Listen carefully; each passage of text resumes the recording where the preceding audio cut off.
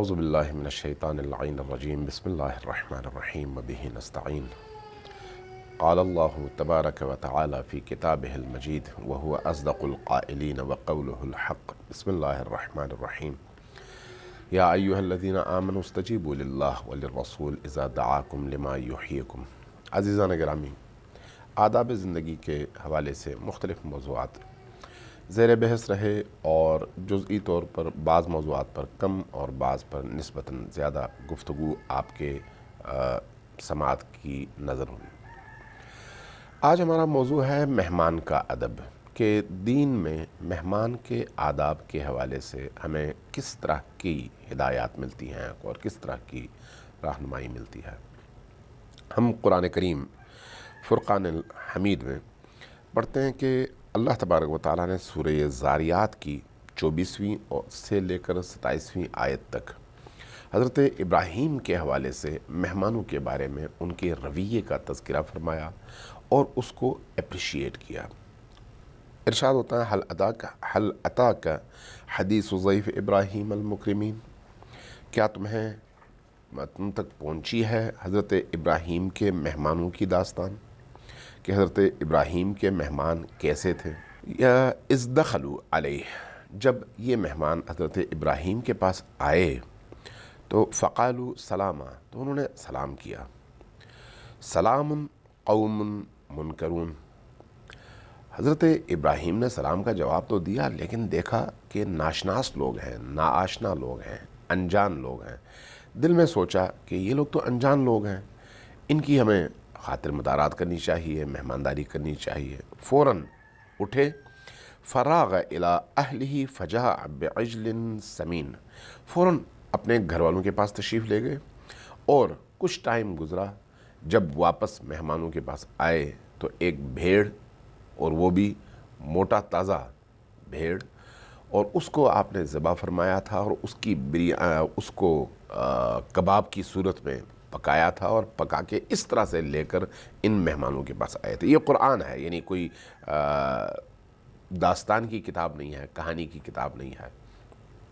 اللہ تبارک و تعالیٰ نے حضرت ابراہیم کی اس صفت کو، مہمان نوازی کی صفت کو قرآن کریم میں اپنی آیت کی شکل دی اور فرمایا فَقَرَّبَهُ إِلَيْهِمْ قَالَ أَلَا تَأْكُلُونَ، اور جب مہمانوں کے سامنے یہ لے کر آئے، ان کے سامنے رکھا گرم گرم پکا ہوا گوشت اور خوبصورت اور ذائقے دار کباب، تو بیٹھ کر فرمایا کہ کیوں آپ لوگ نہیں کھا رہے، کھائیے۔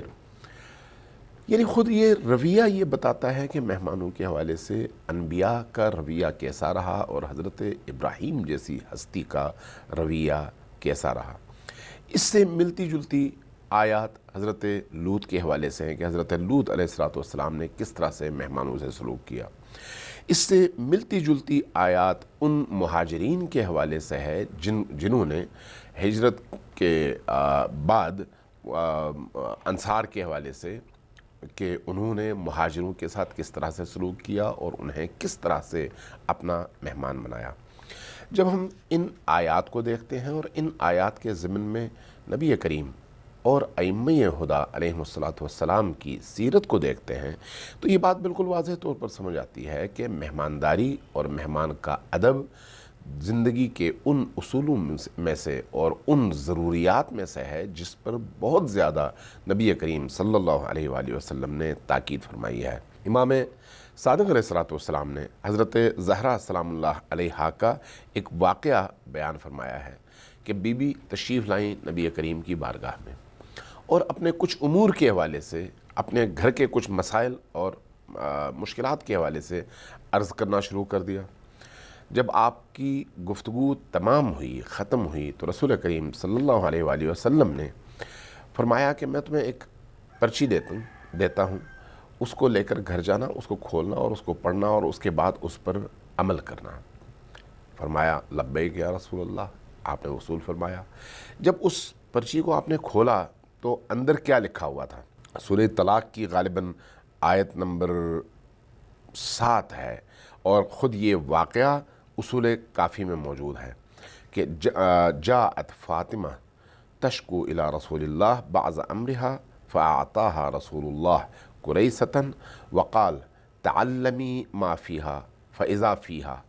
जब हज़रत फ़ातिमा सलामुल्लाह अलैहा ने इस नविश्ते को, इस लिखे हुए को खोला तो लिखा था, मन कान युमिन बिल्लाह वल यौमिल आखिर, जिसने अल्लाह पर ईमान कबूल किया, इजहार किया, अल्लाह पर जो शख्स ईमान लाया, वल यौमिल आखिर, और क़यामत पर ईमान लाया, फलयुक्रिम ज़ैफ़ह, उस पर लाजिम है कि वो अपने मेहमान का अदब करे, मेहमान की हुर्मत का ख़याल रखे, मेहमान की ज़रूरतों का ख़याल रखे, यानी हर सूरत में मेहमान का ख़याल रखे। अब आप इसी आयत को या इस वाक़े को सामने रखते हुए जब नबी करीम सल्लल्लाहु अलैहि वसल्लम की सीरत को देखते हैं तो महसूस करते हैं कि नबी करीम सल्लल्लाहु अलैहि वसल्लम अकेले खाना नहीं खाते थे। जब सुफ़रे पर, दस्तरख़ान पर तशरीफ़ फरमा होते थे तो दूसरों के साथ खाना खाते थे, दूसरों से पहले शुरू करते थे और आखिर तक उनका साथ देते थे, ताकि बाहर से आने वाला मेहमान अपने आप को अजनबी न समझे और खाने में उसको झिझक महसूस न हो। पहले खाते थे, पहले शुरू करते थे ताकि मेहमान की झिझक दूर हो, और आखिर तक हाथ खींचते नहीं थे ताकि मेहमान बिला झिझक आखिर तक खाना खाता रहे। इसी अदब को सामने रखते हुए इमाम सादिक़ अलैहिस्सलाम ने रसूल करीम का ये हुक्म हम तक पहुँचाया। फरमाते हैं कि अल्लाह तबारक व तआला का हुक्म यह है, जिसे रसूल ने हम तक पहुँचाया है, कि चोर की सज़ा हाथ काटना है, लेकिन चोरों के दो तबक़ात ऐसे हैं जिनके हाथ को काटने से मना किया गया है। वो दो तबक़ात कौन से हैं? एक वो शख्स जो आपके घर में काम करता है और काम करते हुए चोरी करता है, उसका हाथ आप काट नहीं सकते। और दूसरा गुरोह आपका वो मेहमान जो आपके घर मेहमान बनकर आया और फिर उसने सूए इस्तिफ़ादा किया और चोरी की। इन दोनों के हाथ काटे नहीं जाएंगे। क्यों? इसलिए कि ये उस घर के अमानतदार थे। वो शख्स जो काम करता था वो अमानतदार था, और ये शख्स जो मेहमान आया था ये मेहमान था। मेहमान की करामत, मेहमान का इकराम, मेहमान की इज़्ज़त, मेहमान का एहतराम इस बात की इजाज़त नहीं देता कि अगर उसने कोई ऐसी गलती की, कोई ऐसा जुर्म किया तो उसका हाथ काटा जाए। यही सूरत हाल घर में काम करने वाले मुलाजिम का है। इसलिए मेहमानदारी के इस मसले में हत्ता काफिर को भी उसी तरह से इकराम, अदब और एहतराम का मुस्तहिक करार दिया गया है। यानी अगर कोई शख्स मुसलमान नहीं है तो उसका भी उसी तरह से एहतराम करें। नबी करीम सल्लल्लाहु अलैहि वसल्लम से अमीरुल मोमिनीन अली इब्न अबी तालिब अलैहिस्सलाम ने नक़ल फरमाया कि रसूल करीम ने हमसे ये फरमाया कि या अली अक्रिम ज़ैफ़ वलौ कान काफ़िरा, अगर तुम्हारा मेहमान काफिर ही क्यों न हो उसका इकराम करो, उसका एहतराम करो, उसके एहतराम में किसी तरह की कोई कमी न करना। रसूल खुदा सल्लल्लाहु अलैहि वसल्लम की ये रिवायत हमारी आंखें खोलने के लिए काफ़ी है कि अगर कोई शख्स किसी इलाके में, किसी महल्ले में, किसी गांव में, किसी बस्ती में दाखिल होता है तो वो उस बस्ती का मेहमान है, और वो जब तक उस बस्ती में है बस्ती वाले मेज़बान हैं और ये मेहमान है। मेहमान का अदब उस बस्ती के अहाली और उस बस्ती के रहने वालों पर ज़रूरी है। रिवायत अजीब है। फरमाया रसूल करीम सल्लल्लाहु अलैहि वसल्लम से नक़ल करते हुए इमाम बाक़िर अलैहिस्सलाम ने कि अगर कोई मेहमान आपके घर आए तो आपने मेहमान से काम नहीं लेना, मेहमान से काम लेना जफ़ा है। जब वो मेहमान आए तो आप उसकी मदद करें सामान उतारने में, आप उसकी मदद करें उसको उसकी जायगाह तक, उसके कमरे तक, उसकी रिहाइश की जगह तक पहुंचाने में, उसके सामान को उतार कर अपने कंधों पर उठाकर उसकी मदद करें ताकि वो पुरसुकून हो, महसूस करे कि मैं इस घर का मेहमान हूँ। लेकिन जब वो जाने लगे तो फिर उसका सामान उठाकर ले जाकर उसकी गाड़ी में ना रखें। जब वो जाने लगे तो उसका सामान बांधने में उसकी मदद ना करें। क्यों? ये ज़िल्लत की अलामत है। आप देखिए कितनी बारीक चीज़ों का अल्लाह के रसूल ने ख्याल रखा है कि जब मेहमान आता है तो उसको अपनाइयत का एहसास दिलाने के लिए اور اپنی خوشی اور مسرت کا احساس دلانے کے لیے آپ اس کا سامان خود اٹھائیں، اس کی مدد کریں۔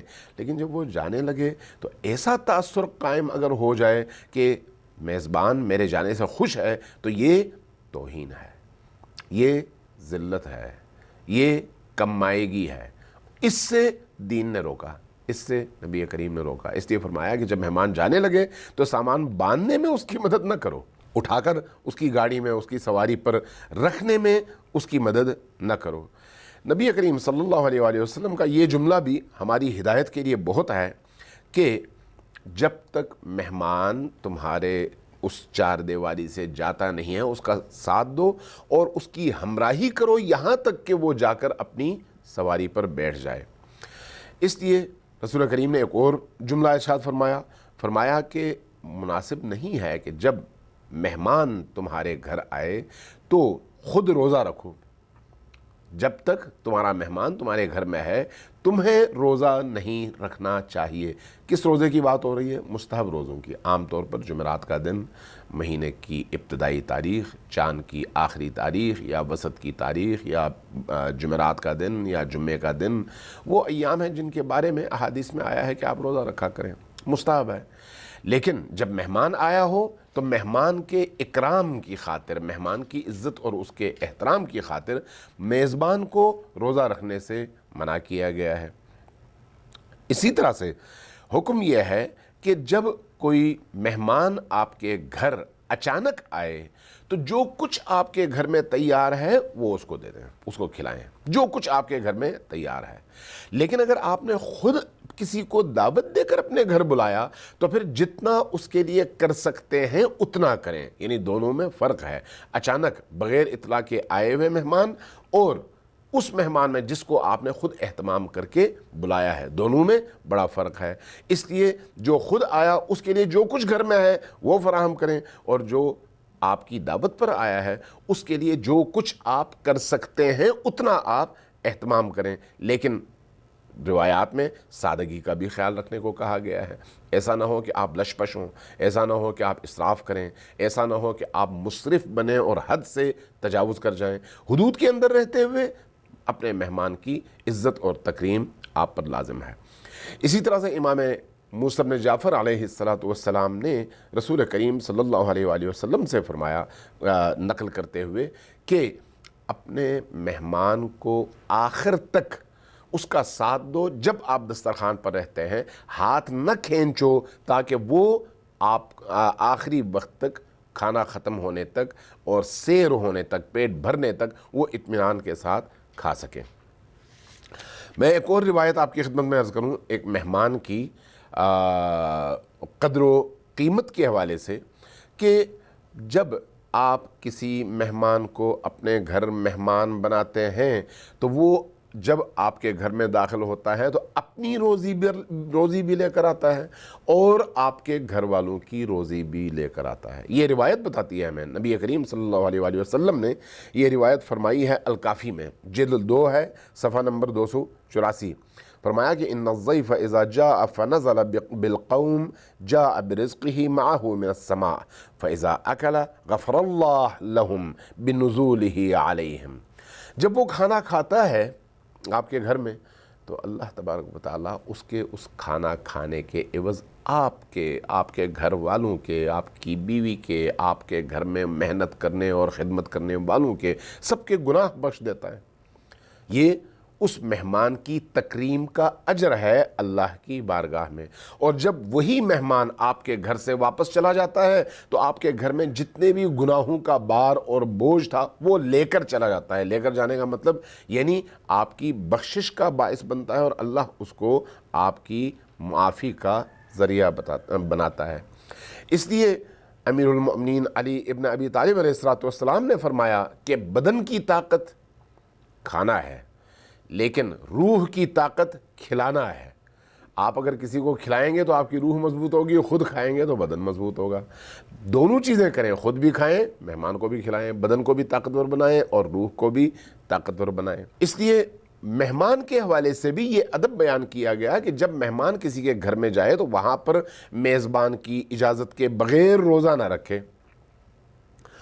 اگر کوئی مہمان کسی کے گھر جائے تو وہاں پر اس کو آرڈر نہ دے کہ یہ کرو وہ کرو، یہ چاہیے وہ چاہیے. کیوں؟ اچانک گیا ہے. اگر آپ کے میزبان نے آپ کو دعوت دی ہے اور بلایا ہے تو پھر آپ کا بیہیویئر اسی طرح سے ہوگا. لیکن اگر آپ اچانک گئے ہیں تو پھر آپ مطالبہ نہیں کریں گے، بلکہ میزبان جو کچھ اس کے گھر میں ہے وہ سب کچھ وہ فراہم کرے گا. اس لیے امام امیر المومنین علیہ الصلوۃ والسلام سے یہ روایت ہے کہ ایک شخص نے آپ کو دعوت دی کہ آپ ہمارے گھر آئیے اور میں آپ کو اپنا مہمان بنانا چاہتا ہوں. امیر المومنین نے فرمایا کہ 3 شرائط ہیں، ان 3 شرائط کے ساتھ میں آنے کو تیار ہوں. پوچھا یا امیر المومنین وہ 3 شرائط کیا ہیں؟ فرمایا کہ نمبر 1، جب میں تمہارے گھر مہمان بن کر آؤں تو باہر سے کچھ نہ لانا، جو کچھ گھر میں ہے وہ دینا. ایک. دوسرا، جو کچھ گھر میں ہے اس سے پھر بچا کے نہ رکھنا، جو کچھ گھر میں ہے وہ سارے کا سارا لانا دسترخوان پہ رکھ دینا. 2 باتیں. اور تیسری بات یہ کہ میں مہمان بن کر آؤں تو اپنے گھر والوں کو، اپنی بیوی کو، اپنے بچوں کو اذیت میں مبتلا نہ کرو کہ علی ابن ابی طالب میرے گھر میں آیا اس لیے یہ بھی کرو وہ بھی کرو فلان کرو. نہیں، اذیت میں نہیں، شوق سے جو وہ کام کر سکے وہ کریں. اگر تم ان 3 شرائط کو مانتے ہو تو میں تمہارا مہمان بننے کے لیے تیار ہوں. دیکھیے، اللہ تبارک و تعالیٰ نے جو دین ہمیں دیا ہے اس میں تمام پہلوؤں کا احاطہ کیا گیا ہے. اب آپ رسول کریم صلی اللہ علیہ وآلہ وسلم اور امیر المؤمنین اور ساتھ میں باقی ائمہ ہدیٰ علیہ الصلوۃ والسلام کی سیرت سے اس چیز کو بڑی آسانی کے ساتھ سمجھ سکتے ہیں، بڑی آسانی کے ساتھ اس کو اپنی زندگی کے اسلوب میں تبدیل کر سکتے ہیں. اس لیے اپنے مہمانوں کے حدود کی، مہمانوں کے قیود کی، مہمانوں کی ضرورت کی، مہمانوں کے تقاضوں سے متعلق تمام چیزوں کو سمجھنا اور اس کے مطابق اس کو ڈیل کرنا، یہ دین کی خواہش ہے.